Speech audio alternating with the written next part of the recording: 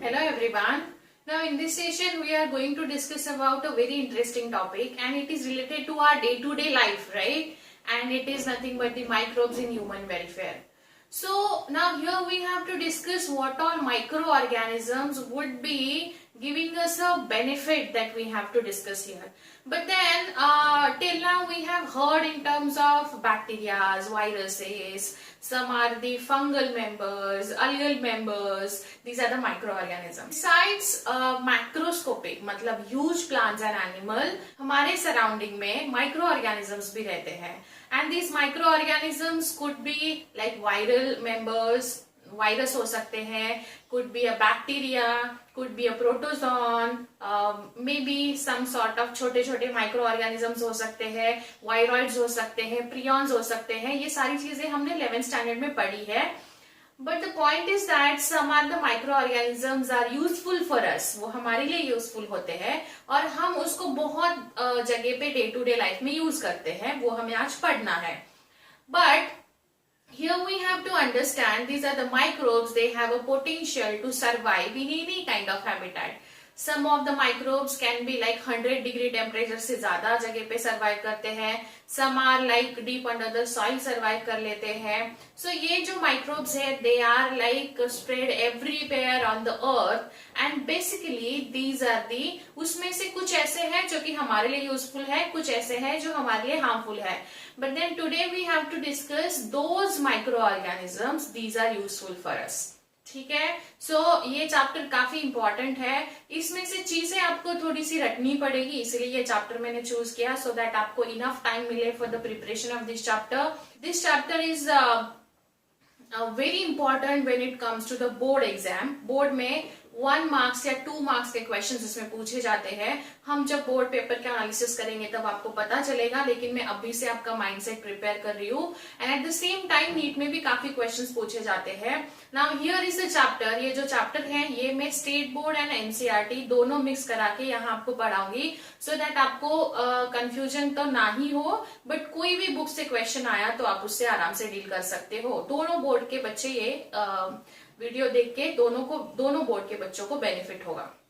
Right now humans in like microbes in human welfare. कौन से ऐसे माइक्रोब्स है, चलो जल्दी जल्दी बताओ.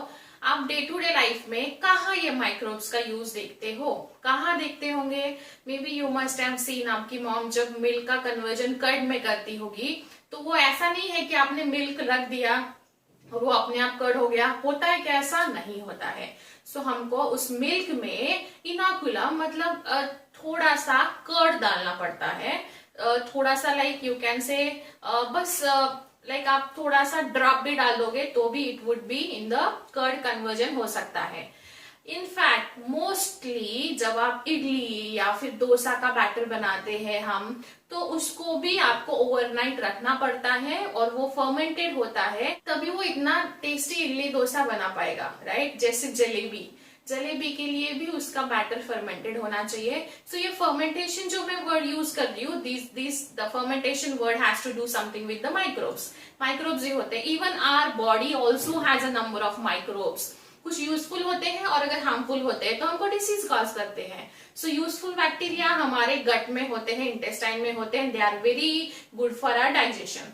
You must have heard about कि बटर मिल्क लंच के बाद कंज्यूम करना चाहिए, बिकॉज बटर मिल्क बहुत अच्छा होता है हेल्थ के लिए और उसमें बहुत सारे गुड बैक्टीरियाज होते हैं. वो बैक्टीरिया आपके डाइजेशन को बहुत ज्यादा एक्सेलरेट करते हैं और गुड डाइजेशन के लिए रिस्पॉन्सिबल है. हम इसको थोड़ा सा अलग अलग इसके पार्ट करके पढ़ेंगे इस चैप्टर के. Like some of the bacteria use as a source of food है, some of the bacteria can useful for the industry. So ये सारी चीजें हम यहाँ पढ़ेंगे. But the point is that जो लाइक जहां माइक्रोब्स का स्टडी किया जाता है उसको माइक्रोबायोलॉजी बोला जाता है. The branch of it is a branch of biology which is dealing with the microbes. जो माइक्रोब्स के साथ डील होती है उसको क्या बोला जाता है? माइक्रोबायोलॉजी. ठीक है. माइक्रोबायोलॉजी मतलब यहाँ हम माइक्रो ऑर्गेनिज्म के साथ ही डील करेंगे. ठीक है, तो चलो शुरू करते हैं. Now first we'll discuss microbes. These are used in a household production. So house hold मतलब घर में जो हम डे टू डे लाइफ में कहाँ माइक्रोब्स यूज करते हैं वो हम पहले पढ़ेंगे। जैसे मैंने यहाँ लिखा है microbes in food preparation. Food preparation में भी हम बहुत बार माइक्रोब्स यूज करते हैं। तो जैसे सबसे पहला एग्जांपल हम यहाँ कंसिडर करते हैं, जब हम मिल्क का कन्वर्जन कर्ड में करते हैं। मिल्क का कन्वर्जन अगर हम कर्ड में करते हैं तो मिल्क में आपको एक थोड़ा सा लाइक 2-4 ड्रॉप कर्ड के डालने पड़ेंगे, राइट। तो वो जो आप वो ड्रॉप ऐड करते हो, this is called as inoculum. उसको हम क्या बोलेंगे, इनोकुलम ऐड करेंगे, इनोकुलम हम उसको बोलेंगे।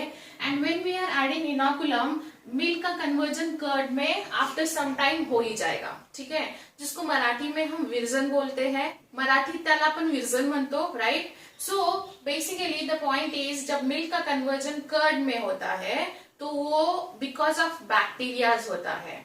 बट कौन सा बैक्टीरिया हो सकता है, बैक्टीरिया का नाम भी तो होना चाहिए ना। So the bacteria name is lactobacillus. हम उसको क्या बोलेंगे, वो जो इनोकुलम है उसमें कौन से बैक्टीरिया होंगे, lactobacillus, right. Lactobacillus and the most commonly called as lactic acid bacteria. So आपको याद रखना है लैक्टिक एसिड बैक्टीरिया, उसका आपको शॉर्ट फॉर्म भी याद रखना है LAB। NCERT like CBSE board का जब बायो का पेपर होता है उसमें जो 1 मार्क्स के क्वेश्चन पूछे जाते हैं उनका मार्किंग सिस्टम बहुत ही ब्रिलियंट होता है, जिसमें आपको आधे मार्क के लिए कुछ एग्जाम्पल पूछा है तो आधे मार्क के लिए कॉन्सेप्ट पूछ लेंगे। सो 1 मार्क का भी बहुत सही से डिस्ट्रीब्यूशन होता है, हाफ एंड हाफ मार्क। तो आपको याद रखना है बहुत ही अच्छे से, जो भी 12th एनसीईआरटी में आपको शॉर्ट फॉर्म है उनके लॉन्ग फॉर्म कंपलसरी 1 मार्क के सेक्शन में इसमें एनसीईआरटी में क्वेश्चन पूछा जाता है। बोर्ड की बात कर रही हूं मैं, 12th board and 12th HSC board, 12 जो महाराष्ट्र बोर्ड है उनका बायो का पेपर बहुत ही इजी होता है, जिसमें नंबर ऑफ क्वेश्चंस इस लास्ट ईयर से इंक्रीज किए गए हैं फॉर 1 मार्क, जिसमें आपको ये क्वेश्चन पूछा जा सकता है। लेकिन उस चैप्टर में अलग चीजों पे क्वेश्चन पूछते हैं, इस पे क्वेश्चन अब तक नहीं पूछा है। So now milk conversion, when we are doing milk conversion into the curd by adding a inoculum, the inoculum should be of fulfilled with the lactobacillus. So lactobacillus ये हमारे लिए गुड बैक्टीरिया हो जाता है, बिकॉज हम उसको हमारे welfare के लिए यूज करते हैं, राइट। इनोकुलम जो है, inoculum is also called as a starter, जो कि एक स्टार्ट कर रहा है कर्ड फॉर्मेशन का। So inoculum is also called as a starter, ठीक है। सो ये लैक्टोबैसिलस क्या करता है, they are the acidic in nature, so that they partially digest the milk protein.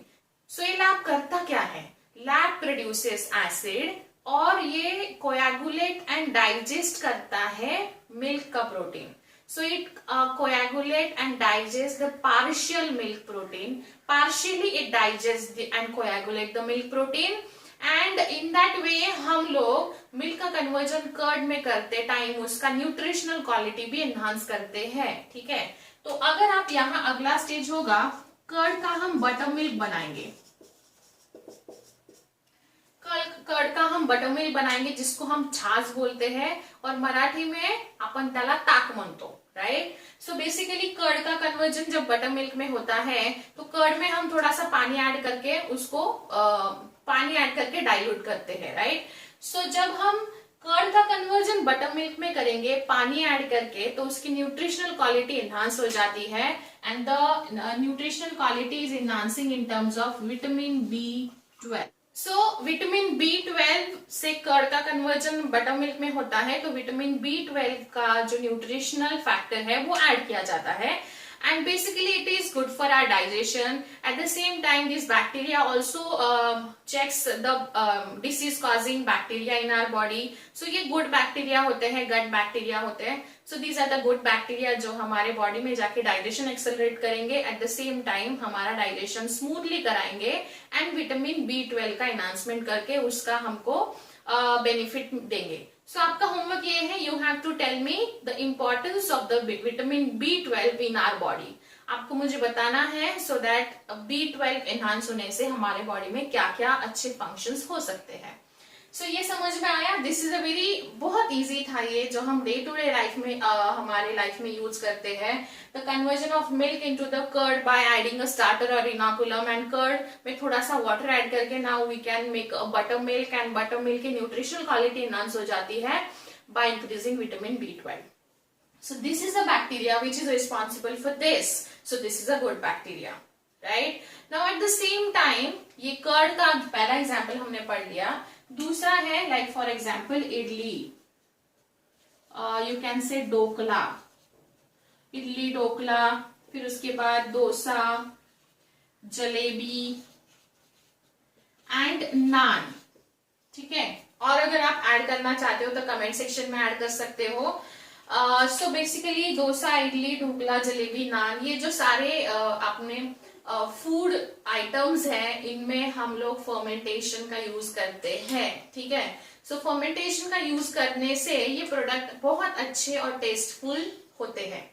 So now see, या इन सब का प्रोसेस आपके मॉम से पूछ लेना। फर्मेंटेशन मतलब हम उसमें कुछ ऐड करते हैं, हम उसको ओवरनाइट रखेंगे सो दैट वो क्या हो जाएगा। लाइक फॉर एग्जांपल ढोकला जो होता है, इसमें हम थोड़ा सा कर्ड या बटर मिल्क ऐड करते हैं along with the gram floor, ठीक है, चने के दाल के आटे के साथ। समझ में आ रहा है आपको? सो हम लोग यहाँ कुकिंग नहीं सीखेंगे, ना ही रेसिपी, बट इतना समझना है आपको कि इसको हमें फर्मेंटेशन करना पड़ता है। लाइक हमको यहाँ कुछ बैक्टीरिया का ट्रीटमेंट करना है सो दैट वो अच्छे से बन जाए। ओके, सो कौन से बैक्टीरिया हो सकते हैं? पहला मैं यहाँ लिख रही हूँ। सो ऐसे कौन से बैक्टीरिया होते हैं जो ये फूड आइटम्स को काफी अच्छा और टेस्टी बनाते हैं? सो तो पहला, the first is like east. East है जो कि बेकरी प्रोडक्ट में भी यूज होता है। ईस्ट, उसका नाम है सैकेरोमाइसिस सेरेविसी, ये उसका साइंटिफिक नाम है, भूलो मत कभी। सो इसको बेकर्स ईस्ट भी बोला जाता है। So this is also called as baker's yeast, मतलब ये बेकरी प्रोडक्ट में भी यूज होता है, एंड ये इडली बनाने के लिए भी आप यूज कर सकते हो। उसका साइंटिफिक नाम लिख के दिया है। Now here you have to remember, जब इडली को आपको थोड़ा सा पफी बनाना होता है तो आप उसमें CO2 ट्रैप कर सकते हो, CO2 गैस के बबल्स ट्रैप कर सकते हो, उससे वो जैसे ढोकला या फिर इडली पफी बन सकता है। एंड जब हम जब हम ईस्ट यूज करते हैं, like these are the product, ये हम लोग करेंगे फर्मेंटेड बाय बैक्टीरिया। ये सारे प्रोडक्ट आपको अच्छे से टेस्टफुल अगर चाहिए तो वो जो प्रोडक्ट है ये सारे वो होने चाहिए, वो फूड रेसिपी जो है उसमें ये बैक्टीरिया, इसमें हम ये सारे फूड आइटम्स को हम फर्मेंटेड बाय बैक्टीरिया करेंगे, ठीक है। सो बस बॉटम लाइन यही है कि आपको यहाँ याद रखना है कि ये सारे डे टू डे लाइफ में हम बहुत सारे बैक्टीरिया यूज करते हैं जो कि हमारे लिए यूजफुल है। सैकेरोमाइसिस सेरेविसी हो गया, फिर उसके बाद हम पढ़ेंगे bacillus. This is also a one type of bacteria जो कि हम यूज कर सकते हैं फूड प्रोडक्ट में। So these are all about the microbes जो कि हम फूड आइटम में यूज करेंगे, but at the same time we also have to discuss some of the bacteria जो कि ट्रेडिशनल ड्रिंक बनाने में भी हेल्प करते हैं। जैसे you must have heard about toddy, toddy सुना होगा आपने। सो वो कैसे बनते हैं, ड्रिंक्स भी कैसे बनते हैं, वो हम अभी पढ़ते हैं। Okay, Now we'll discuss the important points from the NCERT जो कि बैक्टीरिया कहाँ यूज होते हैं उसके टर्म में दिया हुआ है। And believe me guys, this is a very important part, जहाँ ये चीज का बैक्टीरिया है, ये रॉकफोर्ड चीज है, बहुत ही important है। Now first we'll start with the toddy. ये toddy जो ड्रिंक है, this is a traditional drink in some parts of the South India. South India का ये ट्रेडिशनल ड्रिंक है, made by fermenting sap from the palm. Palm से, जो कि palm tree होता है, उससे फर्मेंट करना, उसके सैप से फर्मेंट करके बनाया जाता है। इनफैक्ट अगर आपके दिमाग में और कोई ड्रिंक आ रहा होगा जो कि फर्मेंटेशन की जिसको जरूरत होती है, आप मुझे बता सकते हो। डे टू डे लाइफ में ऐसे बहुत सारे ड्रिंक्स हैं, मैं अभी उस ड्रिंक्स के नाम रिवील नहीं करूंगी, बट आप मुझे बताओगे कैसे, कौन से ड्रिंक्स है जो कि आप fermentation technique by bacteria use करके उसको प्रिपेयर कर सकते हो। Next is microbes can also use to ferment fish, soybean and bamboo shoots to make a food. ठीक है, उसके बाद दिया हुआ है, this is a very important part when it comes to the neat preparation and 12th 1 mark जो section होता है वहां बहुत important है चीज जो है, चीज बेसिकली ये सबसे ओल्डेस्ट फूड रहा है in terms of human civilization.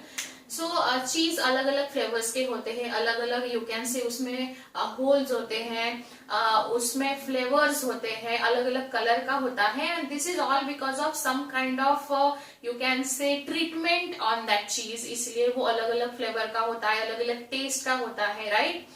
सो यहाँ हम दो चीज पढ़ेंगे। एक चीज है जिसमें लार्ज होल्स होते हैं और उसको स्विस चीज बोला जाता है। Anyways large holes in a Swiss cheese, ये क्यों होता है, उसमें लार्ज होल्स क्यों बनते हैं? Due to the production of amount of CO2, large amount of CO2 by bacteria. कौन सा bacteria large amount of CO2 के लिए रिस्पॉन्सिबल है? प्रोप्यूनी बैक्टीरियम शार्मनी। कौन सा बैक्टीरिया है? प्रोप्यूनी बैक्टीरियम शार्मनी। ये नाम, ये बैक्टीरिया है, बहुत इजी है याद रखना।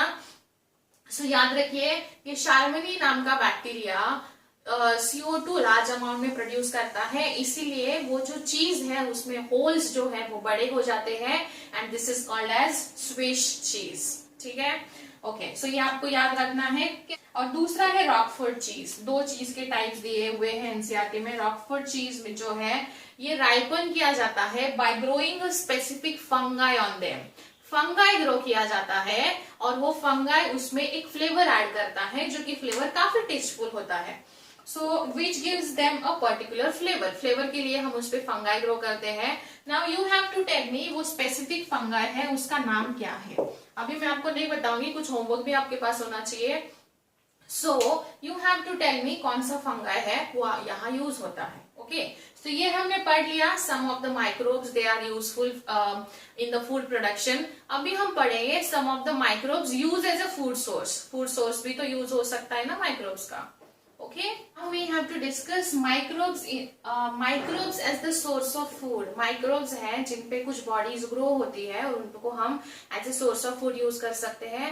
Most of the microbes जो होते हैं और उनकी fruiting body, some of the microbes are their fleshy fruiting bodies we can use as a food, जिसमें आप fungi हो सकता है, maybe some sort of bacteria तो हम पढ़ ही रहे हैं, algal members हो सकते हैं, right?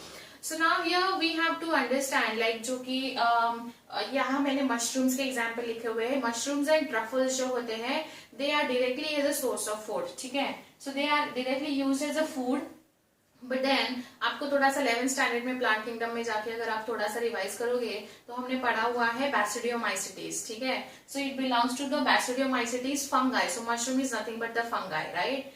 Now here we have to, ये जो एग्जांपल्स हैं इनके कॉमन एंड बायोलॉजिकल नेम आपको याद रखने ही है when it comes to the state board. Maharashtra state board में ये चैप्टर से 1 या 2 मार्क्स के क्वेश्चन आते हैं, या फिर आपको जो MCQ सेक्शन होता है वहां हो सकता है। सो ये आपको याद रखना ही पड़ेगा। इसमें इस चैप्टर से आपको कोई भाग नहीं सकता है कोई स्टूडेंट। सारी पॉइंट्स, सारे each and every point is important. ठीक है, सो यहाँ आपको याद रखना है common name and biological name. पहला है व्हाइट बटन मशरूम जिसका नाम है अगैरिकस बाइस्पोरस।